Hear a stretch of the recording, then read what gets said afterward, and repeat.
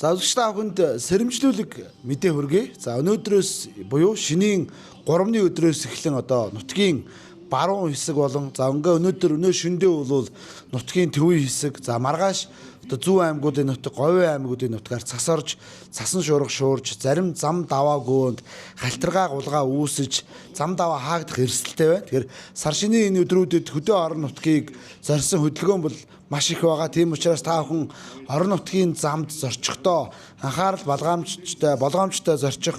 За мөн одоо онцгийн шаардлагагүй бол тэнгэр хангаа онгойсон үед бас зорчорой гэдгийг одоо онцгой байдлын байгууллагаас сэрэмжлүүлж байна. За өнөөдрийн байдлаар бол Завхан аймгийн Загастай даваа, Солонготой даваа хэмээх томоохон даваа гөөнүүдэд одоо халтаргаа гулгаа өсөж зорчиход эрсдэлтэй, хүндрэлтэй байгааг бас сэрэмжлүүлж мэдээ өргөж байна. За та бүхэн амрыг 2026 оны 2 сарын 20-ны 13 цагийн байдлаар Завхан аймгийн хэмжээнд 29 хүнд цас орсон байдалтай байна. За урьдчилан орсон үргэлжлэн засны улмаас Загастай даваа маань одоо нэлээд халтаргаа гулгаатай үзэгдэх орчин хязгаар мөрөл засаар шуурсан байдалтай байна.